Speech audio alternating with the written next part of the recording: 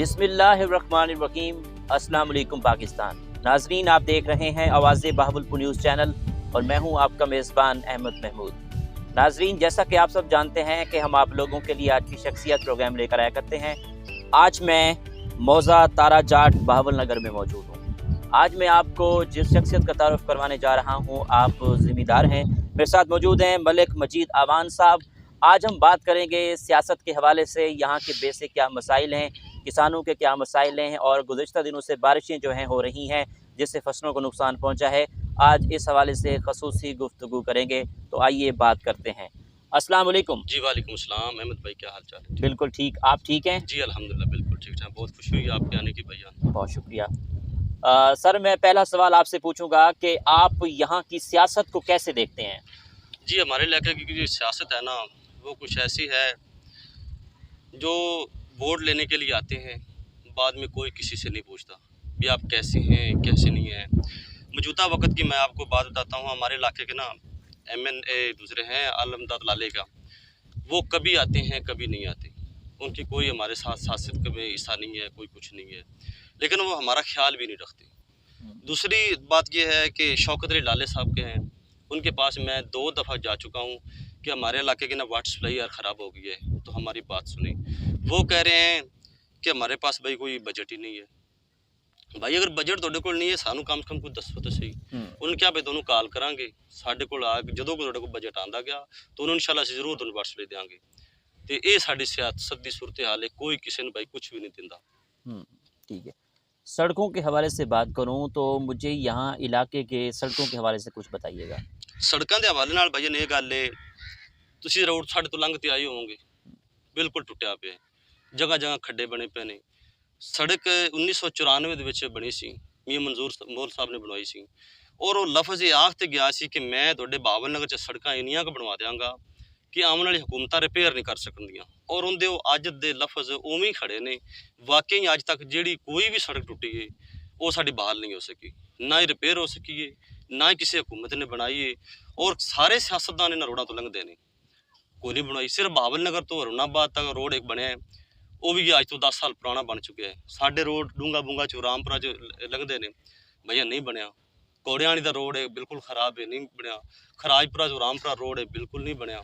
ਜਿਸ ਤਰ੍ਹਾਂ ਦਾ ਪਹਿਲੇ ਟੁੱਟਿਆ ਸੀ, ਅੱਜ ਉਸ ਤੋਂ ਜ਼ਿਆਦਾ ਹੀ ਖਰਾਬ ਹੋ ਚੁੱਕਿਆ ਹੈ, ਖੱਡੇ ਪੈ ਚੁੱਕੇ ਨੇ। ਲੇਕਿਨ ਕੋਈ ਹਕੂਮਤ ਇਸ ਬਾਰੇ 'ਚ ਕੋਈ ਐਕਸ਼ਨ ਹੀ ਨਹੀਂ ਲੈ ਰਹੀ ਵੀ ਇਸ ਨੂੰ ਬਣਾ ਦਈਏ। ਪਿਛਲੇ ਦਿਨਾਂ 'ਚ ਕੋਈ 2 ਹਫ਼ਤੇ ਹੋ ਗਏ ਗੱਲ ਸੁਣੀ ਸੀ ਕਿ ਸਾਡਾ ਇਹ ਰੋਡ ਬਣਨ ਵਾਸਤੇ ਮਨਜ਼ੂਰ ਹੋ ਗਿਆ, ਲੇਕਿन ਉਹਨੇ ਕੋਈ ਖੁਆਈ ਸੀ ਤੇ ਕੋਈ ਨਹੀਂ ਬਣਿਆ ਭਾਈजान। जिस उस बाद गल ही चुप हो गई, रोड सारा टूटा पे। पीने के साफ़ पानी के हवाले से, कोई वाटर प्लांट्स के हवाले से कोई आप लोग इकदाम कर रहे हैं? सियासतदानों को कह रहे हैं कि पानी पीने का पानी साफ़ हो, इस बारे में बताइएगा। पीने का पानी भाई साढ़े वाटर सप्लाई बड़ी पुरानी है, ठीक, काफ़ी पुरानी हो चुकी, हुण तां डेंजरस हालत दे विच है। ਉਹ ਅਸੀਂ ਆਪਦੀ ਮਦਦ ਆਪ ਚਲਾ ਰਹੇ ਹਾਂ, ਲੇਕਿਨ ਵਾਟਰ ਸਪਲਾਈ ਸਾਡੇ ਨਾਕਸ ਹੈ। ਪਾਣੀ ਪੀਣ ਦੇ ਕਾਬਲ ਤਾਂ ਨਹੀਂ। ਮੇਰੇ ਘਰ ਫਿਲਟਰ ਪਲਾਂਟ ਲੱਗਿਆ ਹੈ, ਅਸੀਂ ਕੋਸ਼ਿਸ਼ ਕਰਦੇ ਫਿਲਟਰ ਦਾ, ਅਸੀਂ ਵਾਟਰ ਸਪਲਾਈ ਵਾਲਾ ਫਿਲਟਰ 'ਚ ਪਾਣੀ ਪਾਉਂਦੇ ਹਾਂ, ਉਹ ਹੀ ਪੀਂਦੇ, ਫਿਰ ਵੀ ਬੱਚੇ ਬਿਮਾਰ ਨੇ। ਸਾਡਾ ਇਲਾਕਾ ਓਵਰਆਲ ਚੈੱਕ ਕਰ ਲਵੋ, ਹਰ ਬੰਦਾ ਹੀ ਮਿਹਦੇ ਦਾ ਮਰੀਜ਼ ਹੈ, ਹਰ ਬੰਦਾ ਹੀ ਹੈਪੇਟਾਈਟਸ ਦਾ ਮਰੀਜ਼ ਹੈ। ਸਾਡੇ ਜਿੰਨੇ ਵੀ ਇਲਾਕੇ ਵਾਲੇ ਲੋਕ ਵਡੇਰੇ ਲੋਕ ਬੈਠੇ ਨੇ, ਅਸੀਂ ਆਪਦੀ ਵਾਟਰ ਸਪਲਾਈ ਆਪਦੀ ਮਦਦ ਆਪ ਚਲਾਉਂਦੇ ਪਏ। ਸਾਰੇ MNA MPA ਸਾਡੇ ਇਲਾਕੇ ਦੇ ਹੈਗੇ ਨੇ।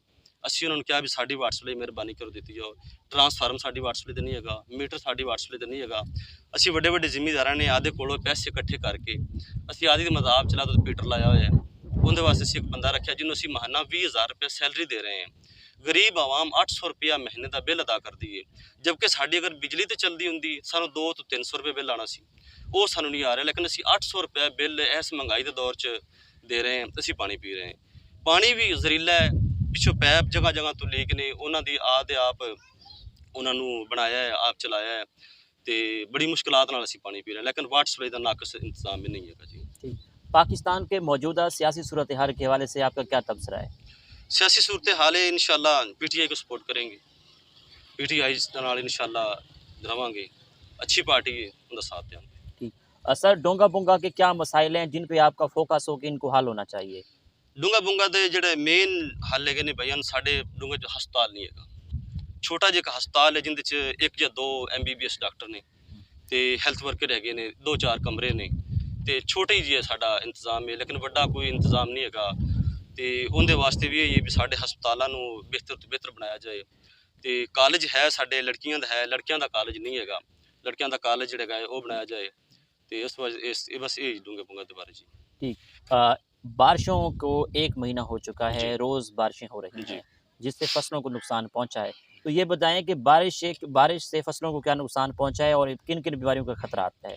जी बारिशां तकरीबन 1 माह हो गया। 1 माह से मुसलसल सी बारिशें हो रही हैं। आज भी मौसम बहुत ख़तरनाक है बारिश का। 1 माह से लगातार बारिशें हैं। 2-3 दिन पहले भी बहुत ज़्यादा बारिश हुई है। हमारे फसलें बिल्कुल तबाह हो चुकी हैं। पानी जगह-जगह खड़ा है। निकासी आब नहीं है।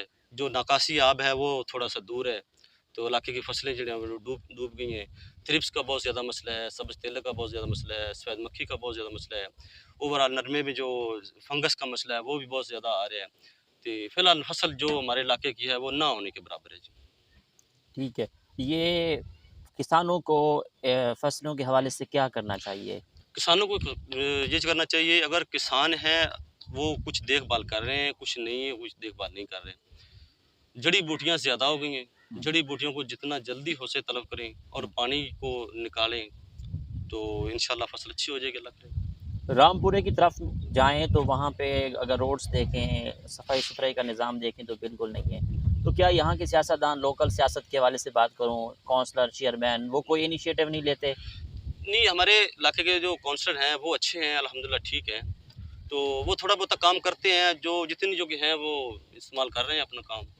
लेकिन नहीं, ये सफाई सुथराई का इंतज़ाम नहीं हो सकता। कोई ये बड़े पैमाने की बात है, अगर हुकूमत करेगी तो होगा, वरना नहीं। आप किस सियासी पार्टी को सपोर्ट करते हैं। पीटीआई इमरान खान को कैसा लीडर देखते हैं। बहुत अच्छा लीडर है, उसकी बहुत अच्छा। कोई क्वालिटी हो तो क्वालिटी वो बताना। ईमानदार बहुत है। उसमें कोई ऐसी कमी नहीं है जो बयान की जाए। खूबियाँ हैं, हज़ारों हैं। बचपन से लेकर आज तक उसको देखा है, माशाल्लाह काफ़ी अच्छा है।